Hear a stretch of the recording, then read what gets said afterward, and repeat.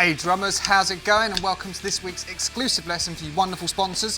What we've got lined up today is it's a 2-measure drum fill, but it's got a little bit of everything. We've got some like weird sticking patterns. None of it necessarily makes any sense, but it just goes to show once you've got like a few of these little sticking patterns like internalised, you can start mixing them up in creative ways to come up with some cool flowing drum fills. It doesn't necessarily sort of like have the pulse sort of like, you know, obvious throughout, so it sort of dances in and around the beat, but you know, it sounds really good. We've got some hurters in there, we've got some paradiddle style stickings, we've got some like flam triplets where we're moving the left hand to the hi-hat. It's got a little bit of everything. So hopefully you enjoyed what you saw in the intro and you want to give this one a crack.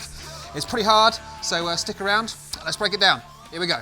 All right, so this one's quite a nasty one to explain. So we're not going to actually go through it beat by beat, which we've done in the past, but because this plays around like with some weird sticking patterns which spill across the beat, it's easier to learn like these little phrases, which are nice little nuggets you can take away and sort of like import into your own drum fills. And then what we'll do is we'll sort of like see if we can put all those little phrases together to make the whole measure, and then we'll do this, you know, the same thing for measure 2. The whole thing, well, all of measure 1 is like 16th notes all the way through, so 1 E-ander, 2 E-ander, 3 E-ander, 4 E-ander. Measure 2 is a little bit different. We've got like a little hurter in there, so we've got like a little pair of 30-second notes, and then we're also doing a choked hi-hat, which is going to last for an 8th note. So we'll examine that when we get to it. So if we go from measure 1, we're sort of going to do this accent every 3 notes. So it's going to be like 1 E and 2 E and. So if we can get to that, and all we're going to do is we're going to flam the first note. So it's a right-handed flam, so I'm dropping my left hand first to do the little like note, and then the big hit's going to come from the right. So I'm going to get this flam, 2, 3, 1, 2, 3, 1. So if we're counting it, 1 E and 2 E and. Now, apart from the accents, we're going to be on the 1, the of 1, and then the and of 2. They're going to be big cracks, okay? And then obviously the of beat 1 is going to be your open hi-hat. And we want that to shimmer across. It's less impactful when you're playing slow, but then if you're sort of like playing this quite fast, you've walloped that hi-hat on the upbeat 1, and it's going to be shimmering all the way up to midway through beat 3 or beat 4. Obviously don't quite get the same effect when you're playing it sort of nice and slow. So up to beat and a beat 2, when you get 1 E and 2 E and. Okay, that's not actually the end of our phrase. We're then going to follow that up with a left kick, which is going to take us like to the of beat 3. Okay, no, the E of beat 3, sorry. So we get this flam, 2, 3, left, 2, 3, right, left, kick. So 1, 2, 3, 1, 2, 3, 1, left, kick. It's probably a good way to think of it. So right, left, kick, and then chuck a flam on that first note.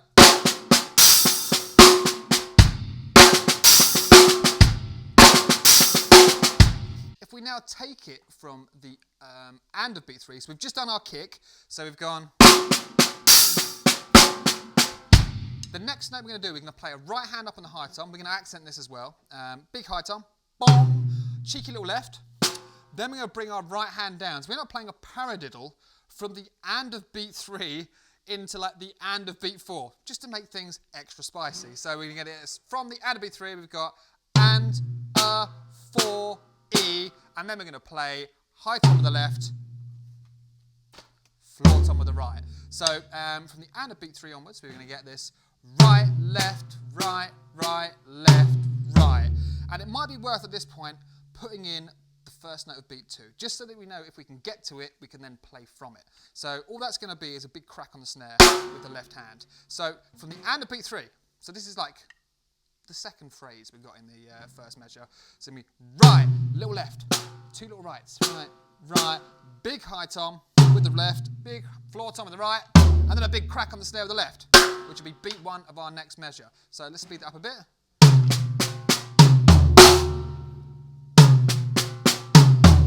Sounds quite nice. That was wrong. Left, right, right, left, right. Okay, now if we take that and add that to what we already had, I'll put a little gap between the 2 phrases.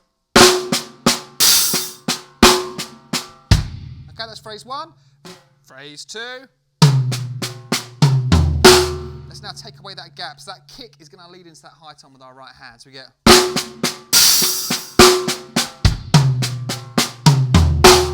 It's starting to sound like something now, so a little bit faster.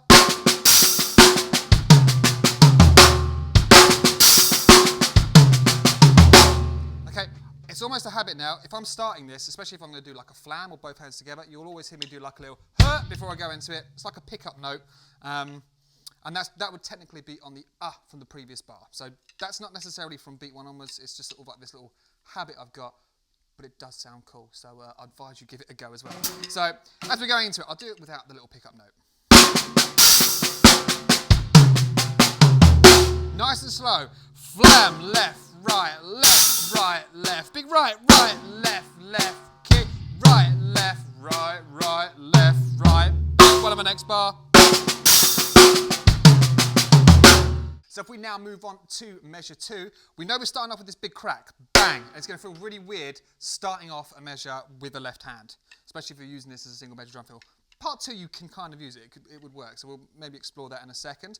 But right, the first phrase of part 2, or measure 2, is going to be big crack with the left. Little right on the snare, little left on the snare, right hand goes up to the high tom, we have 2 lefts, and another kick, which is going to be 1 E and 2 E and. Okay, so we're up to the and of beat 2, which makes a little bit more sense than going up to the E of beat 3 like last time. So big left, quiet right, quiet left, big right on the high tom, 2 little ghosties on the left, double, and then a kick.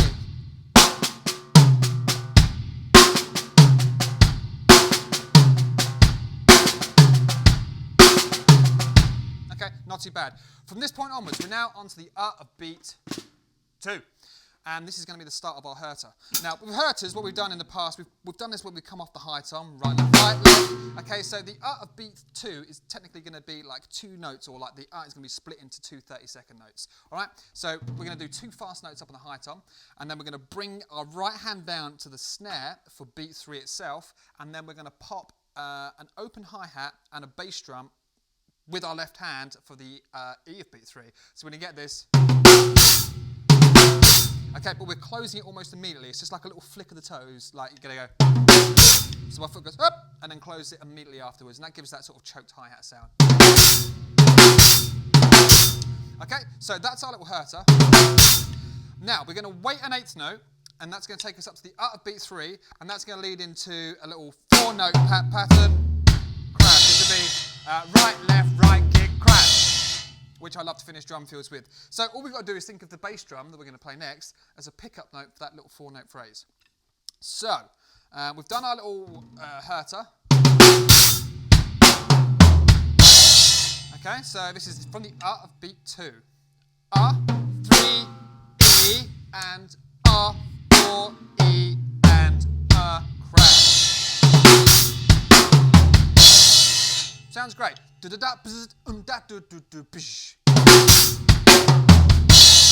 Okay, and for some reason I'm just always tempted, even though I've got the space to get my right hand to a crash, I always find myself looking that way and popping the crash with my left hand. Don't know why. I was conscious not to do it that time. All right, so if we now go through all of measure 2, we've got left, right, kick, right, boost, wait, kick, snare, high, floor, kick, crash. This will make a bit more sense and sound a bit more musical if we speed it up.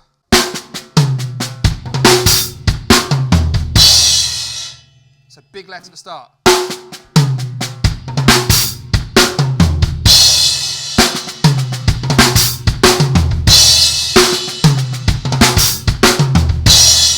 One more time, nice and slowly.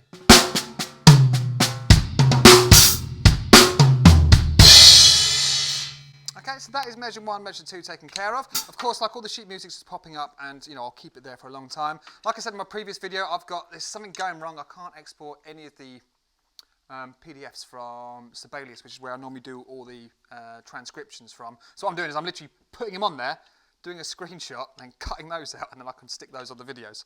It seems to work, but until I get that sorted, you just have to watch the video to get all the information. I just tend to do a little freeze frame on my phone, and then I can watch it, or just look at the little transcription at the bottom of the screen. But that's what I do. Okay, so what we've got to do now is we've got to sort of try and stick all of this together. Now, going slow, this is going to be tricky. Eventually what we'll do is we'll pop up there and I'll play it through about 90, 110, and then 130. Like, you don't want to be playing it much slower than 90, I don't think. Obviously, when you're learning it, you would. But when it comes to actually sort of performing it and finding like a place for it in a song, I mean, it's a gratuitous fill, but if you find a place where there's like a little break where you can,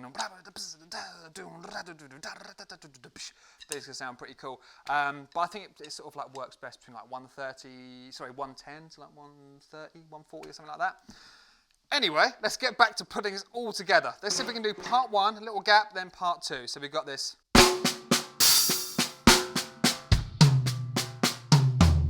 Part one, part two, from that snare.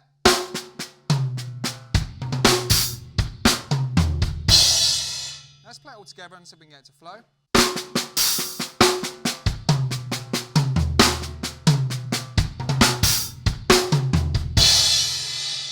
Getting there now.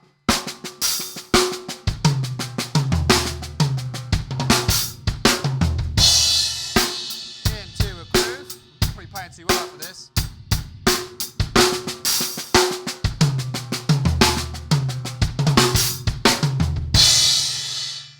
Stupidly slow. Okay, so from the groove, and I'll put that little pickup note in.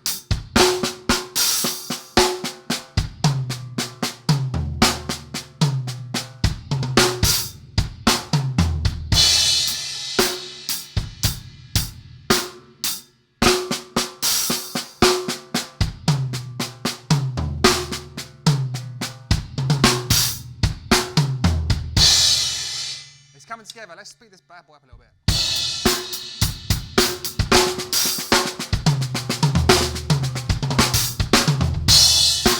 Yeah, that's nice there.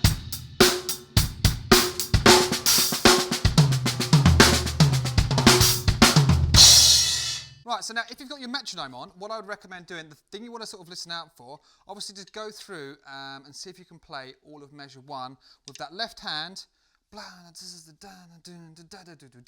landing on beat one of the next measure. I don't think I sang it right there, but that's the right idea, because you know that big crack, the first time the left hand smacks that snare drum, that is beat one of measure two. And if you can get that feeling comfortable, sort of going all the way through that and hitting that beep when you get to that high pitch one on beat one, then you know you've got measure one nailed. And then measure two, I think is actually probably a little bit easier. You can use it as a fill on its own, I believe.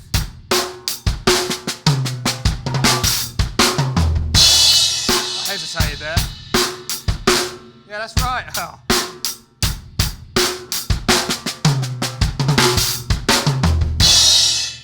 How am I grabbing that?